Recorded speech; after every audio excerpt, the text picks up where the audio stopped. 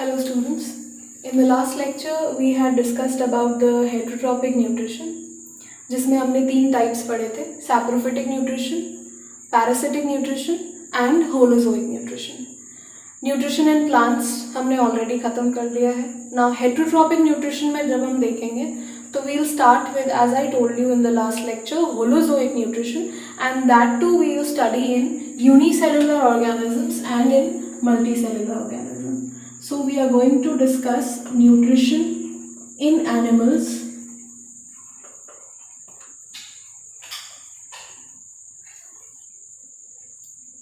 and the first thing we are going to discuss is in unicellular organism.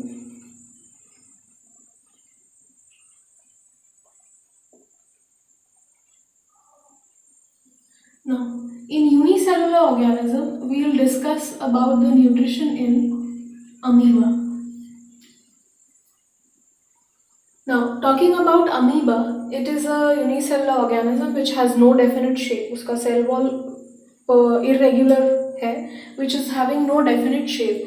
तो studying about this, पहले हम holozoic nutrition को थोड़ा revise करें.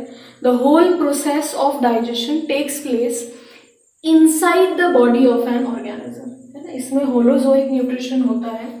और होलोजोइक न्यूट्रिशन का मतलब हमने पढ़ा था कि the whole process of nutrition takes place in the body of an organism. अब इस होल प्रोसेस में क्या क्या आया था? Intake of food, that was ingestion. Breakdown of food, that was digestion. Breakdown के बाद उसको अब्जॉर्ब करना, अब्जॉर्प्शन. अब्जॉर्ब करने के बाद एसिमिलेट करना, एसिमिलेशन. और जो वेस्ट है उसको रिमूव करना, दैट इज इजेशन.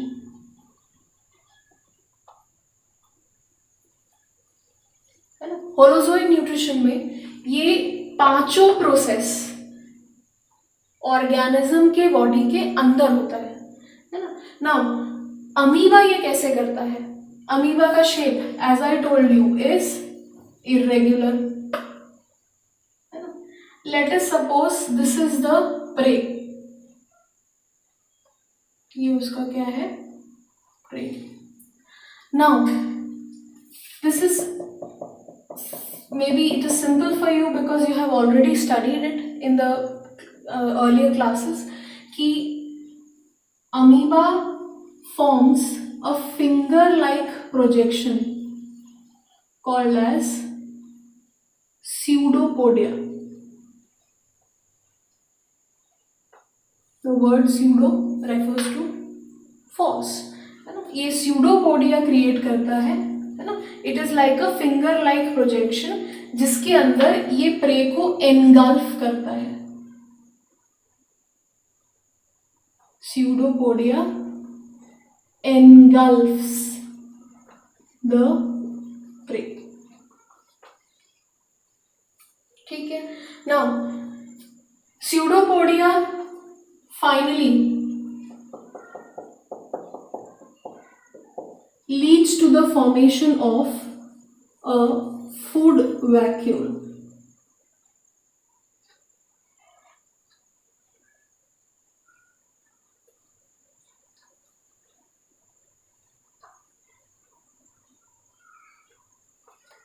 जो स्यूडोपोडिया है ये फाइनली एक फूड वैक्यूल की फॉर्मेशन में हेल्प करता है ना. What happens here is what you have to study in class 10th. हमने 8th तक ये पढ़ लिया कि फूड वैक्यूल बनता है. कैसे बनता है? तो ये जो फूड वैक्यूल है, they are formed with the help of lysosomes. आपने पढ़ा है 9th में lysosomes. Formation of food vacuole with the help of lysosomes. Now what are lysosomes?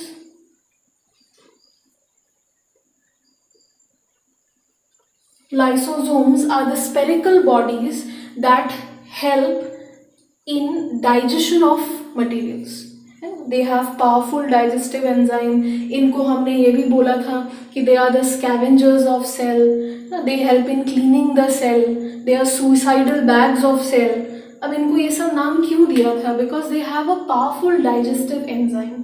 तो सारे लाइसोसोम्स इस स्यूडोपोडिया के आसपास इकट्ठा होते हैं and they form a food vacuole. ठीक है. Now this food vacuole helps in digestion.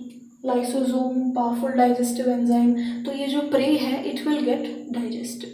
Now ये जो प्रोसेस है यूनिसेलुलर ऑर्गेनिज्म में, यहाँ हमें साफ साफ दिख गया कि ये जो प्रोसेस है ये है ingestion, taking in food. Right. अगला जो प्रोसेस होगा that is digestion, which will refer to breakdown of food. So here in the food vacuole components will break off. क्या हुआ? digestive enzymes का action of digestive enzymes, action of digestive enzymes to break down the food. Now the third is absorption. अब खाना टूट चुका है, now we need to absorb the digested food. जो टूट चुका है उसमें से हमें absorb करना है. तो यहां से एरो बाहर की तरफ, and this process will show the absorption of food.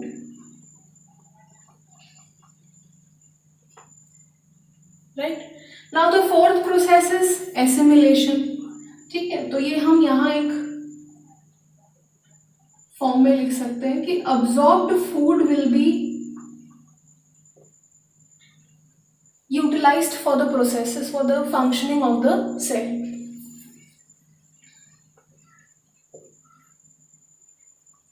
Assimilation में हमने यही पढ़ा था कि जो भी absorbed food है वो सेल के कामों में यूज किया जाएगा. That is known as assimilation. तो here is a fourth process that is assimilation, that cell will do according to its needs.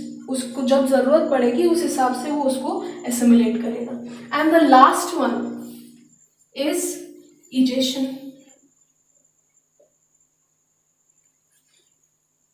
अब इजेशन में क्या होगा?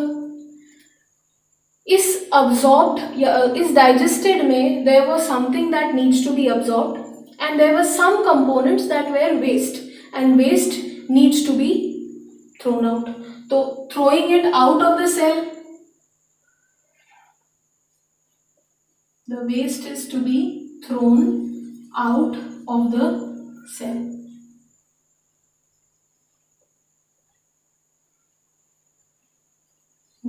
The vacuole which contains the waste will move towards the cell membrane and will throw out the waste. Now इसमें एक चीज हमने ये देखना है कि जब ये फूड वैक्यूल बनता है, ठीक है, तो साइक्लोसिस होता है. The process is cyclosis, and as the word suggests, cycle.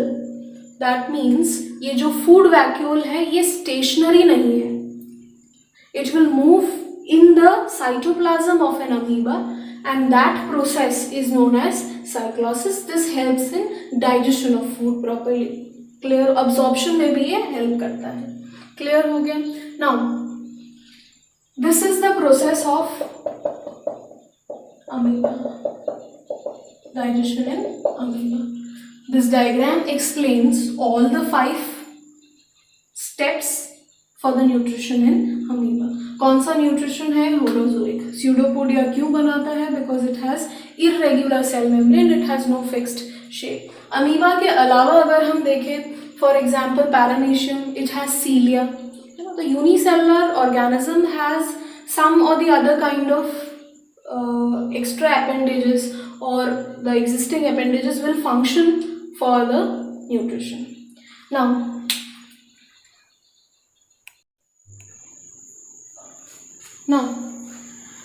talking about the next multicellular organism, और जब मल्टीसेलुलर ऑर्गेनिज्म की हम बात करेंगे तो we will talk about human beings.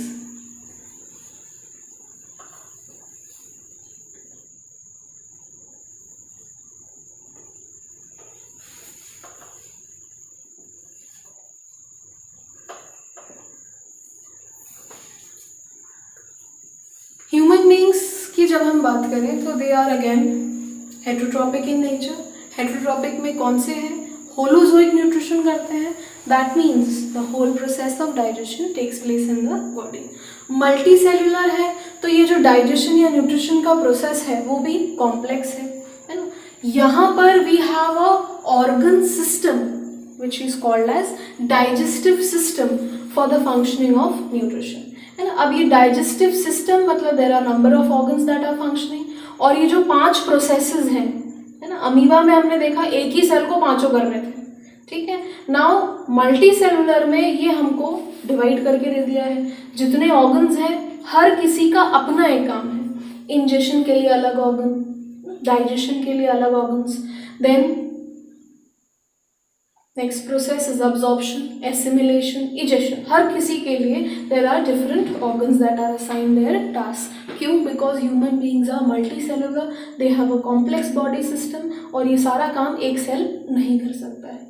So when we are talking about human beings here, पहले हम लोग फर्स्ट प्रोसेस से शुरू करेंगे, दैट इज इंजेशन.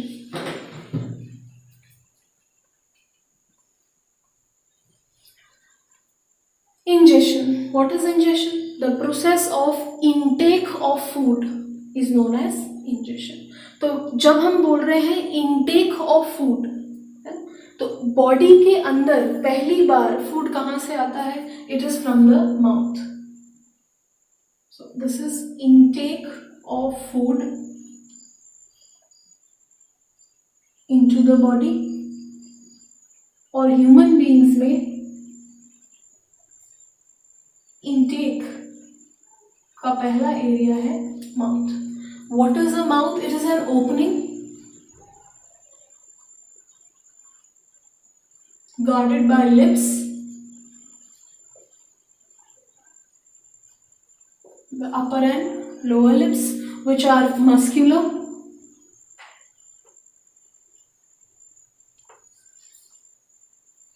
ठीक है. now they help in regulation of food. Opening and closing are guarded by the lips. They help in regulation of food. That means they help in intake of food. ये एक opening है जहाँ से खाना हमारे body के अंदर जा सकता है, ठीक है.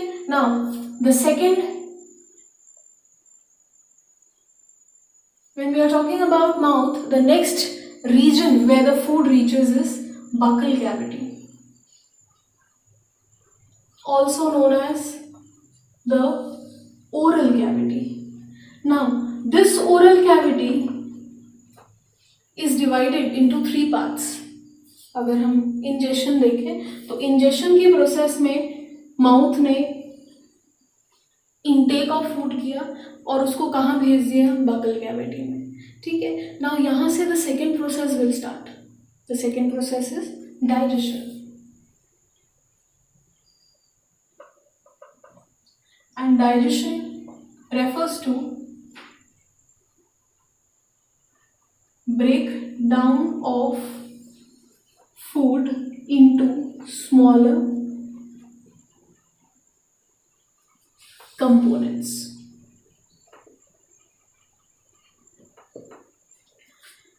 ठीक है.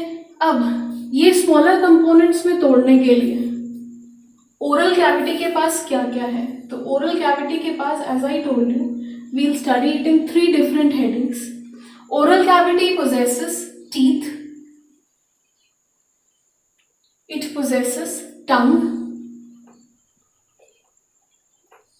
and salivary glands.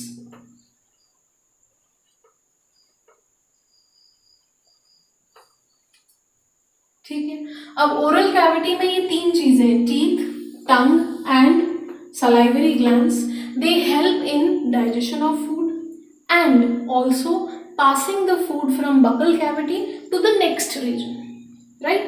So सबसे पहले हम देखेंगे the contribution of teeth in the process of digestion. It is simple.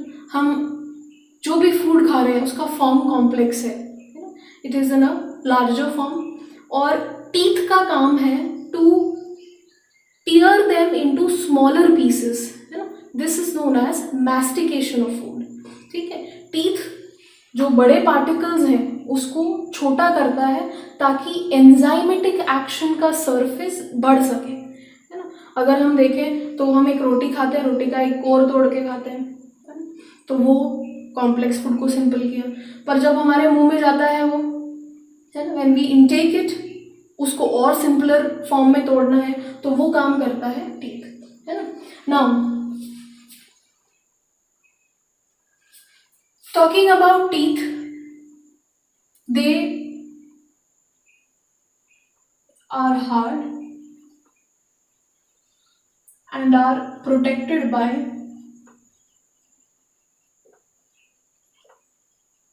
enamel. There are two types of teeth.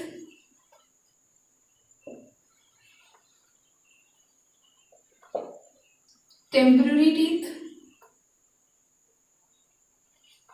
and permanent teeth.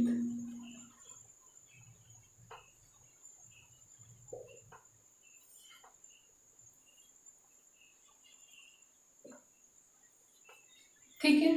Now, talking about temporary teeth, they are also known as milk teeth.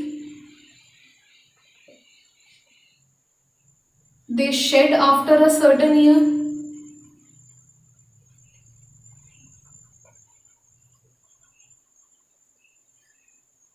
And they are 20 in number.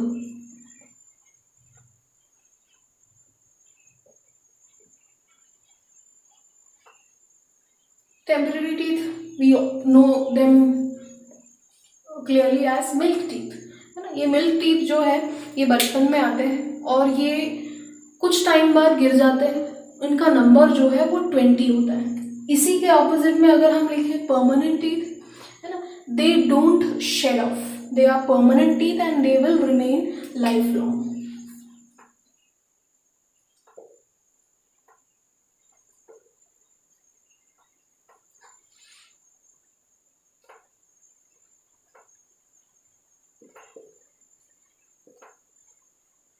And they are 32 in number.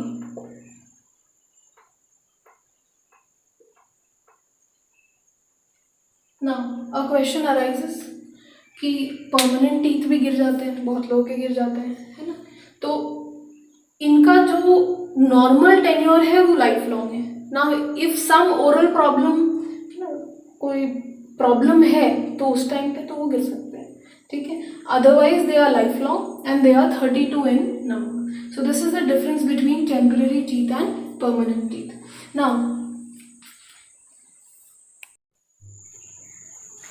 Now we are going to discuss about the different type of teeth. हमारे पूरे life time में we have two different type of teeth, the temporary and permanent. Now the different type of teeth in permanent teeth, जब 32 number हम बता रहे हैं तो उसमें क्या क्या टाइप है वो हम देखेंगे। The different type of teeth in the permanent phase are, the diagram will show we have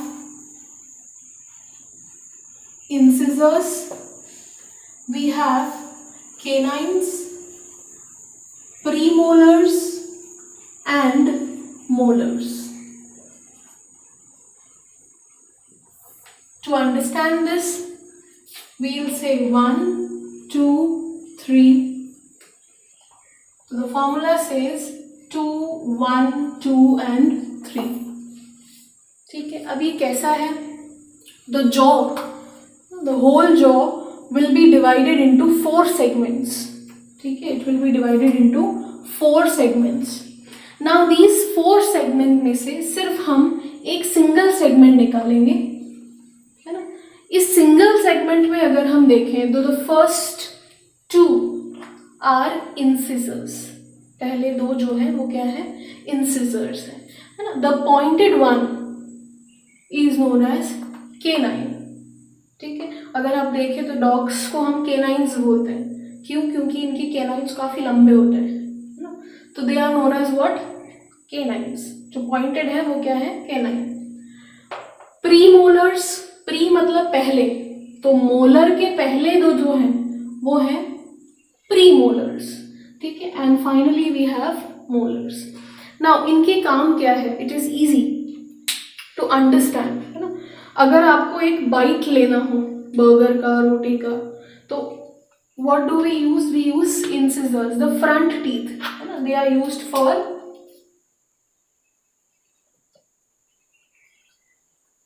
cutting something, है ना. तो दे are known as cutting teeth, तो उनका काम है cutting. Now canines, if you say, अगर आपको चिप्स का एक पैकेट खोलना है तो आप फ्रंट के टीथ यूज नहीं करते, you use the canines. So therefore tearing a chips packet, तो these are known as tearing teeth. ठीक है. The premolars and molars are grinding and crushing teeths. They help to chew the food properly. Clear? So we have 2 incisors, 1 canine, 2 premolar and 3 molars in 1/4 of our jaw. ठीक है, अपर jaw और lower jaw में से भी आधा. ठीक है, तो we have 2 + 2 4 5 6 7 8 यहाँ पर, हम ये बोल रहे हैं 8 यहाँ पर, 8 यहाँ पर, और लोअर जॉ में 8. The total makes it 32. Clear हो गया. So this clearly describes the different types of teeth, the number of them and also their function. Now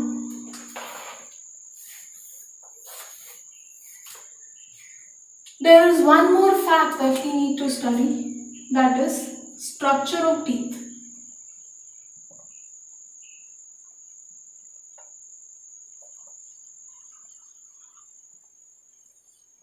And to understand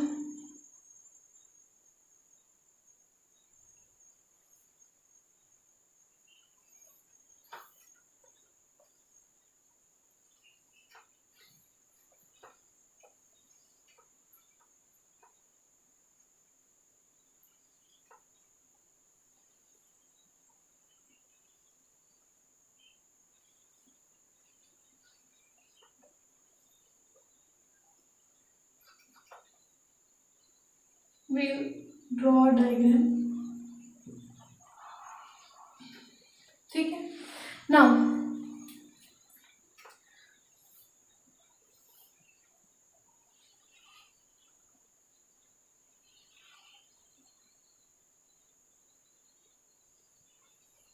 this is a rough diagram that shows the structure of teeth.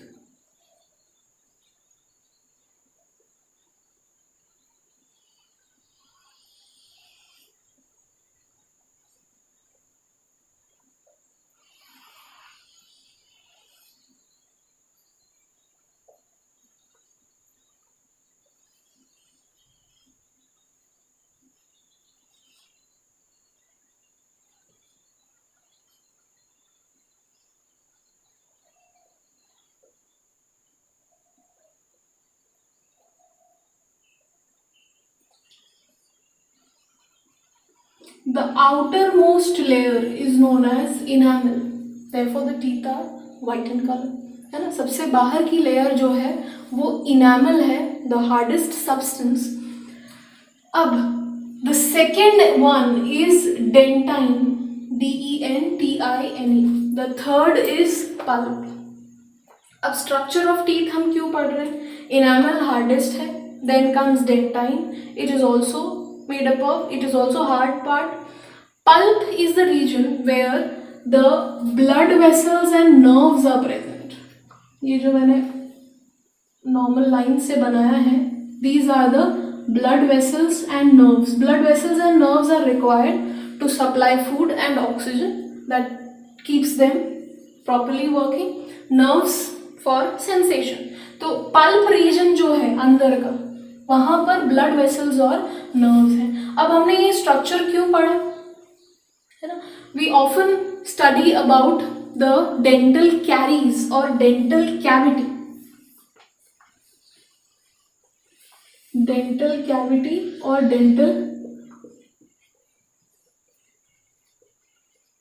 caries. ठीक है. Now what happens during a dental cavity or a dental caries? हमने बोला enamel layer है ना? When a food substance gets stuck between your teeth or a sweet sugary substance that you eat is present here,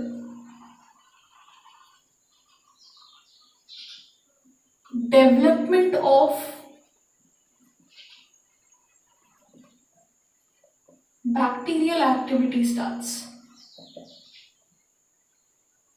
due to the presence of this food substance or the sugary substance. अब यहाँ bacterial activity शुरू हो गई.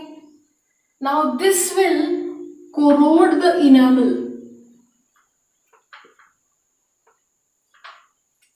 This will corrode the enamel. चलो, enamel यहाँ से खत्म हो गया. धीरे धीरे bacterial activity will reach where? The second part. The second part is dentine. Now what will happen? ये जो है, ये bacterial activity will start eating the dentine region as well. Eating up the dentine region. अब ये dentine भी खत्म हो गया, तो will expose the third region, that is the pulp. Now here we have blood vessels and nerves. Now what will happen? जब enamel हो गया, dentine भी खत्म हो गया और pulp तक पहुंचेगा, by that time you will sense pain in the tooth. जो भी टूथ है जिसमें प्रॉब्लम है डेंटल कैरीज का, उस पर्टिकुलर एरिया में आपको पेन का सेंसेशन होगा, क्योंकि अब वो बैक्टीरिया किसको इरिटेट कर रहे हैं? They are irritating the blood vessels, and blood vessels के साथ वहाँ नर्व्स भी है. तो जैसे ही bacteria are going to irritate the blood vessels and nerves, the sensation of pain will start.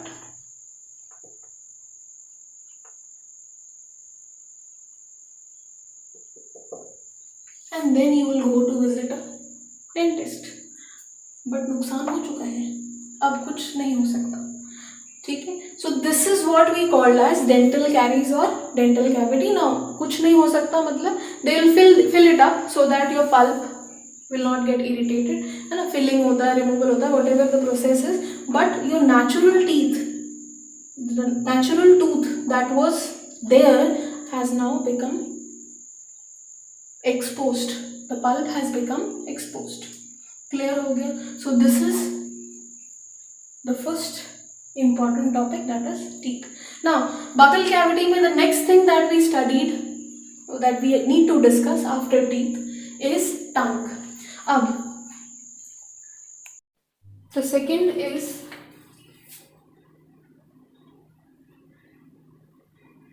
tongue. It is a muscular organ.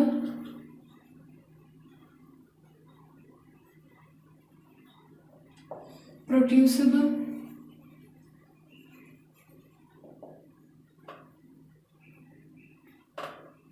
Now the functions. अगर हम देखें तो डाइजेशन में इसका क्या क्या फंक्शन है? Mixes the food with saliva.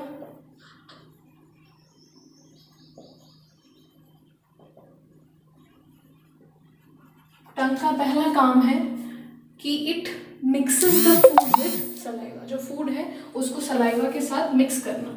The second function of tongue is to push the food towards the teeth for grinding.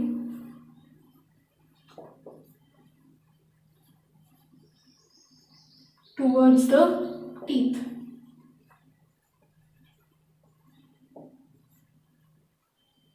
और ग्राइंडिंग एंड क्रशिंग, खाने को वो दोनों टीथ की तरफ, है ना, दोनों साइड्स में पुश करता है ताकि वो प्रॉपरली कट हो सके, ग्राइंड हो सके, क्रश हो सके। ठीक है। The third function is it helps in स्वैलोइंग।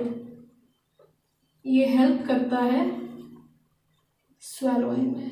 Now this we need to understand in detail, क्योंकि यहाँ पर आपको दो चीजें पढ़नी पड़ेंगी, the hard palate and the soft palate.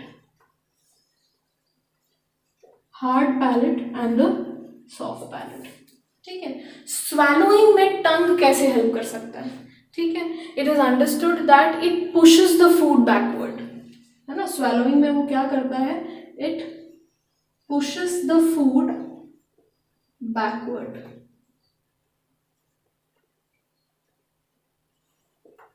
ठीक है। अब स्वैलोइंग में सिर्फ टंग का काम नहीं है, we have different other organs as well. Now diagram एक बना के हम समझेंगे कि स्वैलोइंग का मेन पार्ट या इम्पॉर्टेंट फैक्टर क्या है।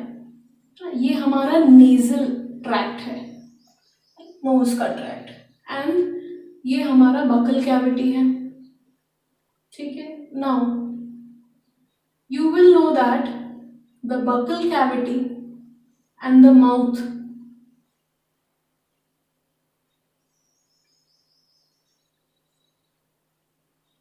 opens at a single region.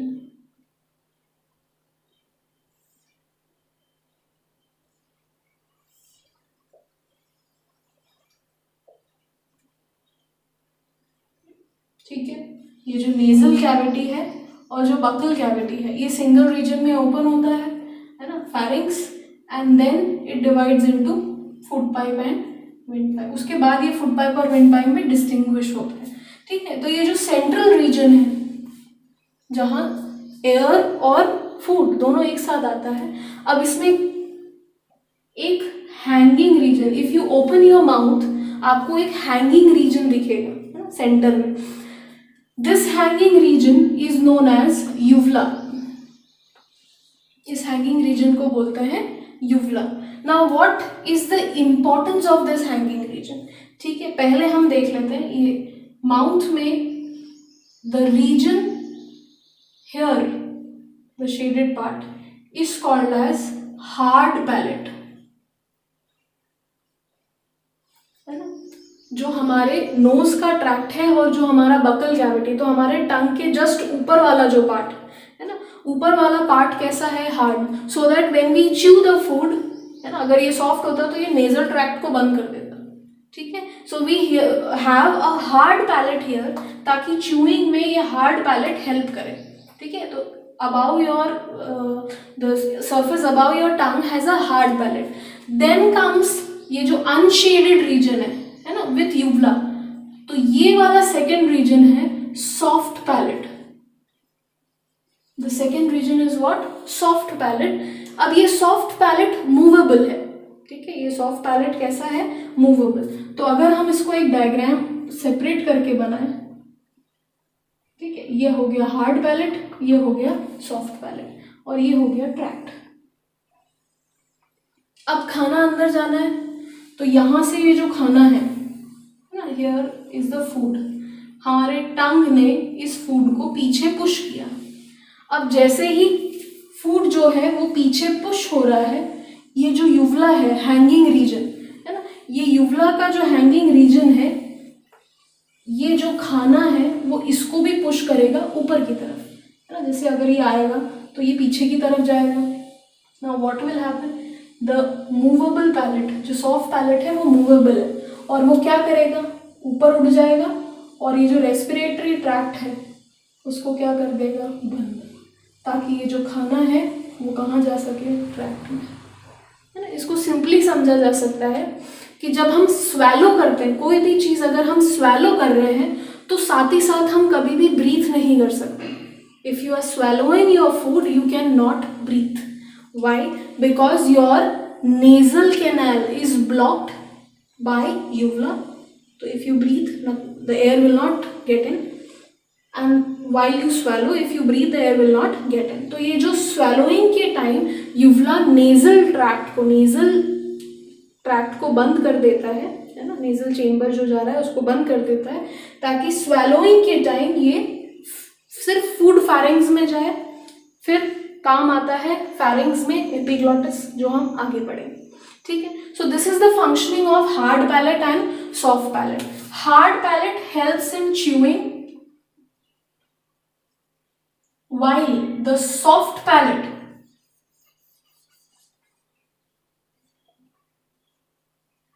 helps in swallowing by moving and blocking the nasal chamber. ये डिफरेंस है दोनों में, है ना. The diagram will make you clear. Hard palate, यहाँ teeth है, यहाँ टंग है जो chewing में हेल्प करता है. Soft palate swallowing में जैसे ये जाएगा, यूवला जो हैंगिंग पार्ट है वो पीछे जाएगा, और सॉफ्ट पैलेट कैसा है, मूवेबल है, इसलिए ये सीधा होकर जो नेजल चेम्बर है उसको ब्लॉक कर देगा, ताकि जो फूड है वो फैरिंग्स में जा सके, है ना. Now the third is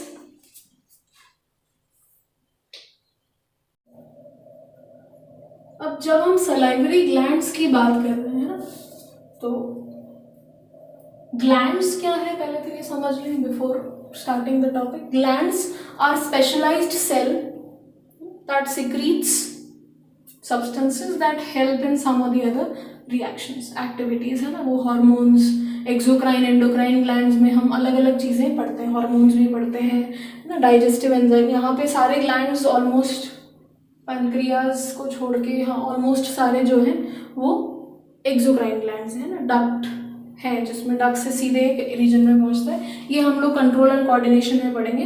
but ये वर्ड याद रखना, glands, a specialized group of cell that secretes a substance plus, है ना. The next upgraded you can study in the control and coordination. तो specialized cells हैं, ये कुछ ना कुछ secrete करते हैं, तो यहाँ भी कुछ ना कुछ secrete करेंगे. जहाँ हम salivary glands की बात कर रहे हैं तो उसमें ही क्या secrete करेंगे, तो ये saliva secrete करेंगे, ठीक है. Now there are 3 types of salivary glands in our mouth. Basic पढ़ रहे हैं हम for your class, for class 10th. तो salivary glands 3 types के हैं in our mouth. parotid, sublingual and submaxillary, ठीक है. parotid, sublingual and submaxillary. Parotid का याद कर लेना कि they are present at both sides of the face, ठीक है. बाकी देखो, they are present at both sides of the face. Sublingual, lingual means language, बोलते लैंग्वेज हम किसके हेल्प से बोल रहे हैं, टंग. तो दे are present under the front part of tongue.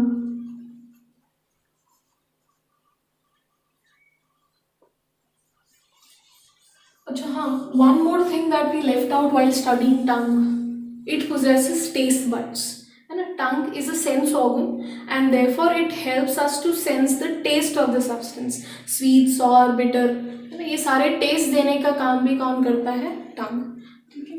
Now sublingual, under the front part of टंग, ये salivary glands टंग के जो फ्रंटल पार्ट है उसके नीचे प्रेजेंट होता है ना. सब मैक्सिलरी, मैक्सिलरी तो हमारे जो जॉ है इसके एंगल्स में प्रेजेंट होता है, at the angles of jaw.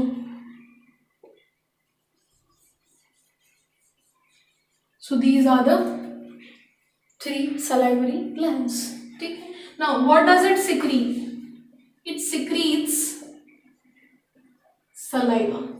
क्या secrete करता है, saliva. अब saliva में क्या है, तो the saliva contains salivary amylase. ये हम तब से पढ़ते आ रहे हैं। सलाइवा में सलाइवरी अमाइलेज है, सलाइवा में सलाइवरी अमाइलेज है, पर कौन सा अमाइलेज है ये हम आज पढ़ेंगे, that is ptyalin. P silent है, the name of the salivary amylase is ptyalin. ठीक है, अब ये टाइलिन जो है इसका काम है to convert starch and glycogen as well into maltose. Maltose के साथ साथ वैसे डेक्स्ट्रिन भी प्रोड्यूस होता है। इसको हम छोटी क्लासेस में सिंपली पढ़ लेते थे कि salivary amylase helps in the breakdown of starch. अब 10th में हमने इसको प्रॉपरली पढ़ लिया कि सलाइवरी अमाइलेज कौन सा, टाइलिन। ये टाइलिन क्या करता है, it breaks down starch to form maltose and dextrin. मतलब ये कंप्लीट डाइजेशन ऑफ फूड नहीं है ना, अभी हमने क्या है, we are doing it step by step. So starch और ग्लाइकोजन टाइलिन के एक्शन से माल्टोज और डेक्स्ट्रिन में टूट गया है। क्लियर हो गया। नाउ ये जो टाइलिन है इसका एक्शन स्टार्च पे दिखा। Now it also possesses water, है ना, ऐसा नहीं कि सिर्फ सलाइवरी अमाइलेज है, इसमें वाटर भी है। And it helps in mixing it helps to form a semi-solid substance